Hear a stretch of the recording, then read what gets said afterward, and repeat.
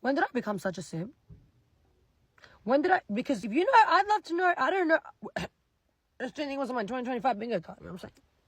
But here we are. Most of you know Uncle Jakey is not actually here with me right now, but he's coming back. He's coming back soon. This is our van. This is our home. We bought this together. Can I just tell you something? Do you know what I realized the other day when I was driving? I said to him, I was like, babe, I feel like I challenged you quite a lot at the start of our relationship. He's like, what do you mean by that? And I was like, I know. I just feel like I was testing you.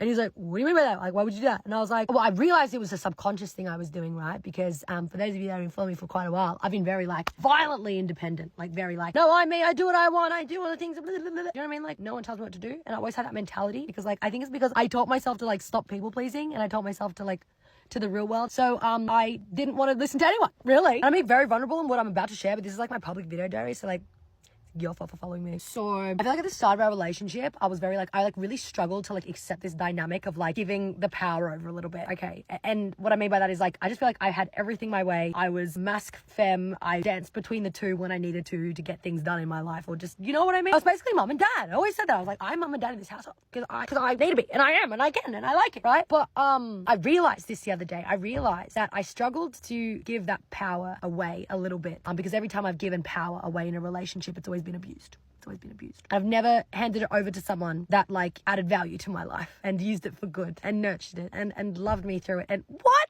Like now it did not take me that long to realize this, okay? And to be honest, if it did and I still hadn't figured it out yet, I wouldn't want to be talking about it here because I'd still be processing it and digesting it. But I had this realization the other day while I was driving. I was just like, oh my God, like I feel like I've backed down really quick because I finally know what it feels like to, you know, share the power with someone who will not abuse it, you know? And to be honest, like we've been through a freaking whirlwind. We've been through a whirlwind, and I've learned so many things already, and I've been a bit reluctant to like share the things that I've learned in this relationship already. This is my first healthy relationship, you know? And I felt reluctant to say anything yet because we really haven't been together for that long. And I don't want people to be like, have the perspective of like, oh yeah, that's nice that you learned that. However, you're still in your honeymoon phase and you're still this and this. Let me just say, our relationship has been fast-tracked tenfold because we live in this together. We live in a van together. We basically moved in together within like 2 seconds. So let me nutshell it by saying this. I feel like I was testing him because I would still do all those things where I'm like acting super independent and being like, no, I'll take care of that. No, I'll do that. No, you don't need to call me a cab. I'll walk late at night. Like things like that. I was still testing him because I wanted him